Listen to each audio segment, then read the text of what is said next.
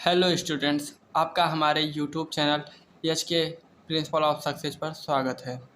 मैंने इससे पहले भी एक वीडियो बनाया है जिसमें मैंने अपने इस बैच के बारे में सारे इन्फॉर्मेशन दिया है। जिस भी बच्चे ने उस वीडियो को नहीं देखा है वे जाकर उस वीडियो को ज़रूर देखें और इस क्लास का PDF उन्हें हमारे टेलीग्राम चैनल पर प्राप्त होगा। मैं अपने टेलीग्राम चैनल का लिंक डिस्क्रिप्शन बॉक्स में डाल दूंगा। वहां से आप हमारे टेलीग्राम चैनल से जुड़कर PDF प्राप्त कर लीजिएगा। और इस बैच में हम आपको बेसिक मैथ सिखाने वाले हैं और बेसिक मैथ का पहला चैप्टर है नंबर सिस्टम। नंबर सिस्टम जिसे हम हिंदी में संख्या पद्धति कहते हैं। इसमें पहला पॉइंट आता है प्राकृतिक संख्या, जिसे हम इंग्लिश में नेचुरल नंबर कहते हैं। गिनती की संख्याओं का वह समूह जिसमें गिनती एक से प्रारंभ होती है उसे हम नेचुरल नंबर कहते हैं, उसे प्राकृतिक संख्या कहते हैं। जैसे कि हम जब गिनती गिनना शुरू करते हैं तो एक से करते हैं और अनंत तक गिनते हैं। जैसे कि 1 2 3 4 ऐसे डॉट डॉट डॉट ऐसे हम अनंत तक गिन सकते हैं। तो जब हम एक से अनंत तक की संख्याओं को एक समूह में लिखते हैं तो उसे प्राकृतिक संख्या कहते हैं। इसे कैपिटल N के द्वारा प्रदर्शित किया जाता है, यानी equal to 1 2 3 4 5 dot dot dot. यदि हम एक से लेकर जीरो को छोड़कर एक से लेकर अनंत तक की संख्याओं को एक समूह के रूप में लिखते हैं तो उसे प्राकृतिक संख्या कहते हैं। 1 2 3 4 5 ऐसे डॉट डॉट डॉट।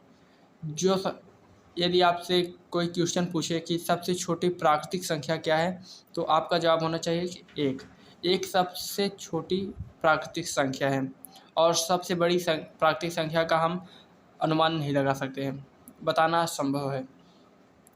तो दूसरा हेडिंग है पूर्ण संख्या, जिसे हम होल नंबर कहते हैं।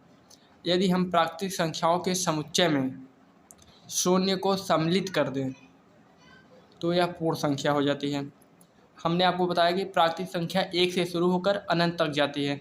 यदि हम इसी में शून्य सम्मिलित कर दें, जब हम इस गिनती शून्य से प्रारंभ करें 0 1 2 3 4 5 तो ये पूर्ण संख्या बन जाती है। इसे हम कैपिटल W से प्रदर्शित करते हैं। इसे हम इस प्रकार लिख सकते हैं W equal to 0 1 2 3 4 dot dot ऐसे हम लिख सकते हैं। आपसे कोई क्वेश्चन पूछ सकता है कि सबसे छोटी पूर्ण संख्या क्या है, तो आपका जवाब होना चाहिए कि शून्य सबसे छोटी पूर्ण संख्या होती है और सबसे बड़ी पूर्ण संख्या हम बता नहीं सकते जो कि अनंत होती है। और तीसरा आता है अभाज्य संख्या। अभाज्य संख्या एक से बड़ी वह प्रत्येक प्राकृतिक संख्या जो एक और उसी संख्या को छोड़कर दूसरी किसी भी संख्या से विभाजित ना हो, अभाज्य संख्या कहलाती है। अभाज्य संख्या प्राइम नंबर एक से बड़ी प्राकृतिक संख्या जैसे कि 2 3 4 5 प्राकृतिक संख्या। जैसे कि हम एग्जांपल लेते हैं 2 एक प्राइम संख्या है क्योंकि यह दो केवल 1 और 2 से ही कटता है। 2 का हम जब फैक्टर करते हैं, गुणनखंड करते हैं तो 1 × 2 आता है। और इसका कहने का मतलब यही है कि यह केवल 1 और 2 से ही विभाजित होगा। एक से बड़ी हम कोई भी प्राकृतिक संख्या लेते हैं, यदि वह 1 से और स्वयं से कट रहा है तो वह प्राकृतिक संख्या होगा। जैसे कि अगर हम 4 ले लें तो यह 1 से कटेगा, 2 से कटेगा, 2 दूने 4 और 4 से भी कटेगा। मतलब यह 1 और स्वयं के अलावा 2 से भी कट रहा है, इसलिए यह प्राइम संख्या नहीं होगा। प्राइम संख्या होने के लिए कंडीशन है कि वह 1 से कटे और स्वयं से कटे। और यदि आपसे कोई क्वेश्चन कर रहे हैं कि सबसे छोटी प्राइम नंबर कौन है तो आपका जवाब होना चाहिए कि 2 सबसे छोटी प्राइम संख्या है। अगला आता है यौगिक संख्याएं, जिसे हम इंग्लिश में कंपोजिट नंबर कहते हैं। एक से बड़ी वे सभी प्राकृतिक संख्या जो अभाज्य नहीं है यौगिक संख्याएं कहलाती हैं। इसका कहने का मतलब यही है कि ऐसी संख्याएं जिसका फैक्टर करने पर एक और स्वयं के अलावा दूसरी भी संख्याएं आती हैं तो वह यौगिक संख्या होती है। मतलब जो अभाज्य संख्याएं नहीं हैं वे सारी संख्याएं यौगिक संख्याएं हैं। जैसे कि 4 हो गया, 6 हो गया, 8 हो गया, 9 हो गया, ये सारी संख्याएं यौगिक संख्याएं हैं। क्योंकि जब हम 4 का फैक्टर करते हैं, जब हम जैसे कि एग्जाम्पल के रूप में हम ले लेते हैं 4 का फैक्टर कर रहे हैं, 4 का फैक्टर जब करेंगे तो यहाँ पर 2 आएगा और 4 आएगा। यह 1 से भी कट रहा है, 2 से भी कट रहा है और 4 से भी कट रहा है। इसका मतलब है कि यह अभाज्य संख्या नहीं है। जब अभाज्य संख्या नहीं तो यह प्राइम नंबर नहीं है, तो यह कंपोजिट नंबर होगा। वही कहने का मतलब है कि ऐसी संख्याएं जो एक से बड़ी हो और अभाज्य ना हो वे सारी की सारी संख्याएं यौगिक संख्याएं होंगी। एग्जाम्पल आपके सामने है, जैसे कि आप देख सकते हैं 4, 6, 8, 9 ये सारी संख्याएं यौगिक संख्याएं हैं। अगला आता है सअभाज्य संख्याएं, जिसे इंग्लिश में को प्राइम नंबर कहते हैं। उन दो प्राकृतिक संख्याओं को सअभाज्य संख्या कहते हैं जिनका एचसीएफ 1 के बराबर हो। एचसीएफ जैसे कि महत्तम समापवर्तक, इसे हम आपको अगले चैप्टर में समझाएंगे, लेकिन यहाँ पर आपको थोड़ा हिंट दे रहे हैं कि जब हम जैसे किसी डिजिट का फैक्टर करते हैं फिर उसमें से कॉमन लेते हैं, यदि जब कॉमन ले रहे हैं तो यदि उसका कॉमन लेने पर 1 आ रहा है तो वह सअभाज्य संख्या है। यदि 1 से अधिक कोई संख्या आ रही है तो वह सअभाज्य संख्या नहीं होगा। यहाँ पर यही कहा जा रहा है कि उन दो प्राकृतिक संख्याओं, यहाँ पर संख्याएं प्राकृतिक होनी चाहिए, उन दो प्राकृतिक संख्याओं को सअभाज्य संख्या कहते हैं जिनका एचसीएफ 1 के बराबर हो। जैसे कि हम एग्जाम्पल देखते हैं तो पहला एग्जाम्पल है कि 2 और 3 सअभाज्य संख्याएं हैं। जब हम 2 का फैक्टर करते हैं तो 1 इंटू 2, 2 का फैक्टर करने पर 1 इंटू 2 आ रहा है, और जब 3 का फैक्टर करते हैं तो 1 इंटू 3 आ रहा है। और जब इसका एचसीएफ मतलब कॉमन लेते हैं तो इसमें 1 1 कॉमन आ रहा है, तो इसे हम लिख लेते हैं। और इसमें 2 है किंतु इसमें 2 नहीं है तो 2 कॉमन नहीं आएगा, और इसमें 3 है, इसमें 3 नहीं है तो ये भी 3 भी कॉमन नहीं आ रहा है, तो इसमें केवल 1 कॉमन आ रहा है, तो इसका एचसीएफ हमेशा 1 ही आएगा।